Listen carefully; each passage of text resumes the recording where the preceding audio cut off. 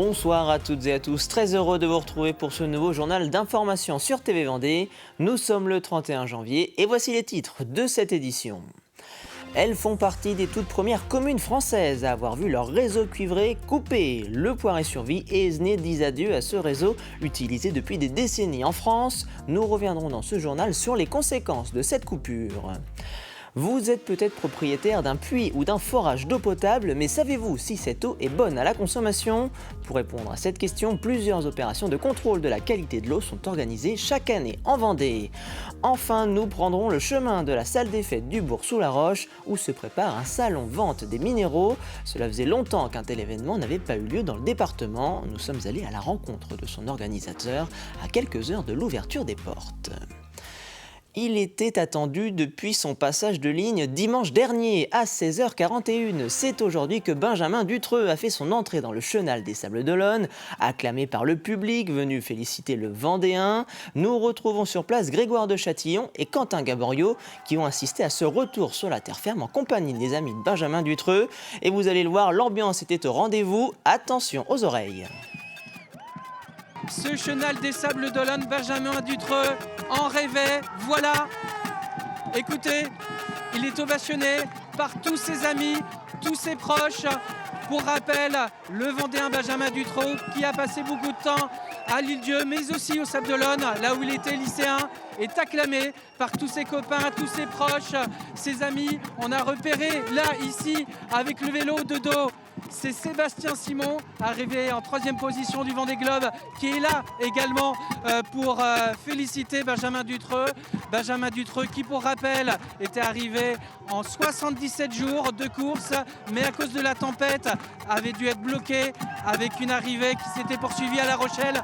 Enfin, il est là, dans le chenal des Sables d'Olonne. C'est l'effervescence dans cette partie du bout de chenal, côté La Chaume. Sur place, des barberousses en clin d'œil à son apparence, mais aussi cette lune, virage Benji, parce que pour ses amis, pour ses proches, Benjamin a décroché la lune. Sébastien Simon est un peu plus loin. Regardez, le bateau est là.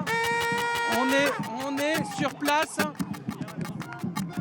Voilà, la salutation et de circonstances entre tous les amis de Benjamin et le skipper vendéen, enfin sur cette remontée du chenal tant attendue pour celui qui était resté assez frustré ces derniers jours.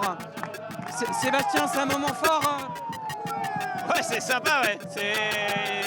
J'ai fait un Vendée Globe et je vis ça aussi après, donc je suis vraiment content pour Benjamin. C'est son moment à lui, c'est pas le mien, donc voilà. Voilà, l'effervescence est là, encore une fois, et peut-être encore plus.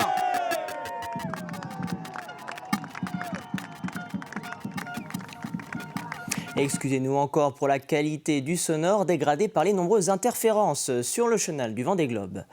Et la prochaine remontée du chenal, justement, c'est ce samedi pour la skippeuse de l'Occitane en Provence, Clarisse Kremer. Tout comme Benjamin Dutreux, elle avait dû dérouter jusqu'à La Rochelle après son passage de ligne lundi matin. Romain Athanasio devrait lui boucler son tour du monde ce dimanche. C'est un événement marquant de ce début d'année pour les communes du Poiré-sur-Vie et d'Esnay. C'est aujourd'hui qu'est officiellement coupé le réseau cuivre utilisé de longue date en France pour l'utilisation d'Internet notamment. Cette coupure définitive rentre dans le cadre d'un chantier de modernisation complet du réseau et de la migration vers la fibre avec le passage du très haut débit. Une opération en 2 temps puisque c'est tout d'abord le démantèlement du réseau de cuivre qui est en cours avant que celui-ci ne soit dans un deuxième temps recyclé. Ça va être la première étape de l'arrêt des réseaux cuivre en France, c'est-à-dire que dans 162 communes, on va couper définitivement les derniers utilisateurs de ces réseaux cuivre. Et on va le faire progressivement chaque année à la fin janvier jusqu'à fin 2030. Aujourd'hui, il y a deux réseaux qui coexistent. Il y a ce réseau cuivre et puis il y a ce réseau fibre. Et entre les deux, et c'est normal, les clients, les utilisateurs choisissent massivement la fibre parce qu'il y a beaucoup plus de services. C'est historique parce qu'on n'a jamais, dans notre histoire, arrêté un si grand réseau. Savez-vous si l'eau de votre puits est bonne à la consommation? 2 fois par an, le conseil départemental réalise une opération de contrôle de la qualité de l'eau provenant des puits et des forages.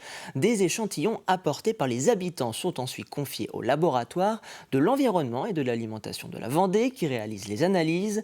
Depuis 2017, des tarifs réduits sont proposés pour encourager les propriétaires de puits et de forages à participer à ces opérations. Exemple à Chantonnay avec ce reportage de Louise Viager. 2 flacons stérilisés en main, Arnaud prélève un échantillon d'eau de son puits. Une source qui arrose son jardin, mais qu'il utilise aussi pour sa maison. Bon, c'est une sécurité pour nous pour la boire. Si toutefois il y avait une anomalie, on se dit il faut arrêter. Il y a 45 ans qu'on pompe dedans, au moins. Ouais. Mais les premières années, on n'en faisait pas ouvertement, c'est sûr. Après, c'est venu de plus en plus pointu, de plus en plus sollicité, chose qui est très bien. Direction la communauté de communes de Chantonnay. Là-bas, Arnaud confie son échantillon au laboratoire de l'environnement et de l'alimentation de la Vendée. Comme lui, d'autres habitants du coin font aussi vérifier la qualité d'eau de leur forage. Ça fait 5 ou 6 ans que je n'ai pas eu d'analyse, donc c'est l'occasion de faire le point, savoir l'analyse bactériologique, également le contenu de l'eau au niveau physique et chimique. Il y a eu des moments où on avait des nitrites et puis là, il y en a moins. Il y en a beaucoup, donc normalement, c'est consommable.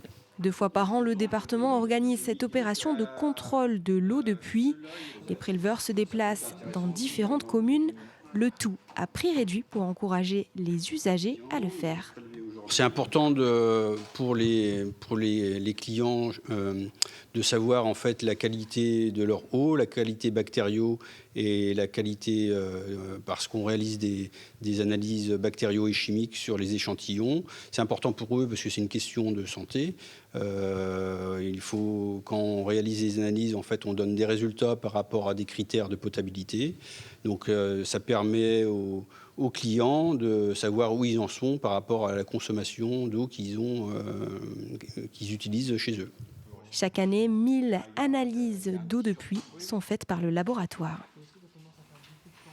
Hier se déroulait la 9e édition de la journée départementale des bibliothèques à Pouzauges, une journée qui a lieu tous les 2 ans et qui cette année a rassemblé les acteurs, les salariés et les bénévoles des bibliothèques du territoire autour du thème « Faire réseau ». Les bibliothèques en Vendée, ce sont 233 établissements, 300 salariés, près de 2500 bénévoles pour 120 000 visiteurs par mois. Alors à quoi sert cette mise en réseau des bibliothèques vendéennes? En voici la réponse. Le fait de faire réseau, de mettre des moyens en commun, en fait, permet de l'équité de service au niveau de la population, en fait. C'est-à-dire, en fait, offrir le même service dans une petite bibliothèque ou dans la bibliothèque centrale, c'est-à-dire qu'on met en commun 110 000 documents, on fournit une navette pour les transporter, ce qui fait que vous habitiez à un point de la communauté de communes ou à un autre, vous pouvez bénéficier du même service tout en gardant une proximité dans une bibliothèque près de chez soi parce que c'est très important aussi cette culture de proximité et ces liens des bénévoles, des bibliothécaires en général avec leur commune, avec leur territoire. On poursuit ce journal avec une idée de sortie pour ce week-end. Cela se passe à La Roche-sur-Yon, à la salle des fêtes du Bourg-sous-la-Roche. Un salon-vente dédié aux minéraux. Cela faisait plusieurs années que la Vendée n'en avait pas connu. Alors que pourrez-vous trouver dans ce salon qui va rassembler une vingtaine d'exposants? Réponse avec son organisateur. Vous allez avoir pratiquement tout ce qui peut se trouver. Après, parfois, certains collectionneurs sont à la recherche de la perle rare. Elle sera peut-être pas forcément sur ce salon, mais en règle générale, on propose énormément de choses. Ça peut être des petites pierres à 1 euro pour les enfants, jusqu'à des pierres de collection qui peuvent avoir une valeur importante, plusieurs milliers d'euros. Après, c'est aussi un moment de partage, d'échange, de rencontres. Les gens s'interrogent, posent des questions et les exposants sont là pour leur répondre. Ça vient de Chine, de Sibérie, d'Inde, ça vient du Maroc, du Congo. Le Congo est un pays très riche en minéralogie. De Madagascar, là aussi, beaucoup de variétés de minéraux. Certains minéraux, ce sont des vraies œuvres d'art. C'est incroyable que la nature puisse produire une telle variété avec une telle esthétique. Et ça, c'est une des constantes qui fait que les gens sont passionnés. Le salon a donc lieu tout le week-end et son entrée est gratuite pour les moins de 16 ans. Prenons enfin la direction de la résidence Les Châtaigniers à Soulan, où l'établissement a fêté ce jeudi l'anniversaire de sa doyenne. Il s'agit de Delphine, elle vient de souffler sa 102e bougie. Anaïs Escalona est allée à sa rencontre dans le cadre de l'émission Vivez la Vendée. Est-ce que vous pouvez nous dire, Delphine, une journée typique à l'époque, comment vous occupiez vos journées? Nous raconter un peu ça. Le tricot? Oh non, pas de tricot le matin, surtout pas. Mais fallait s'occuper, fallait faire le ménage, fallait préparer le repas pour le midi, et puis aller faire les courses. Et puis, C'était du travail, c'était dur? Oh non, on trouvait ça normal. C'était comme ça. Et Soulan, est-ce que vous aimez cette ville en particulier? Ah oui, j'aime bien Soulan. Pourquoi? Je trouve que c'est bien centré. Il y avait la place et puis l'église, là, et puis plusieurs commerces autour. Moi, je trouve que c'est bien fait comme position, je sais pas. Et vous pouvez bien évidemment retrouver l'intégralité de cet épisode sur notre site tvvendée.fr ou sur notre chaîne YouTube TV Vendée Actu. C'est ainsi que se termine ce journal. Merci beaucoup de votre fidélité. Retour de l'actualité dès lundi, 7h dans la matinale, présenté par Caroline Tronche. D'ici là, je vous souhaite une très bonne fin de semaine sur TV Vendée.